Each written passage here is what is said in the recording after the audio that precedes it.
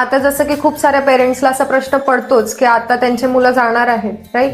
So तिथे त्यांना जाऊन काही अडचण येणार का, की आपली मुलं पहिल्यांदा इतक्या बाहेर जातात, इतक्या लांब जातात आपल्याला सोडून, तर मग त्यांना तिथे जाऊन काही इश्यूज फेस होतो का, की पेरेंट्सला काही थिंक करायचं, काही असा पॉइंट येतो का? ओके. आपण जेव्हा आपली फ्लाईट राहते, सागर सर स्वतः आपल्याला तिथे सोडायला येतात कॉलेजला. सागर सर स्वतः सर्व गोष्टी, मेडिकल डॉक्युमेंटेशन, तिथे राहणं वगैरे सर्व सागर सर स्वतः त्यांच्या हाताने.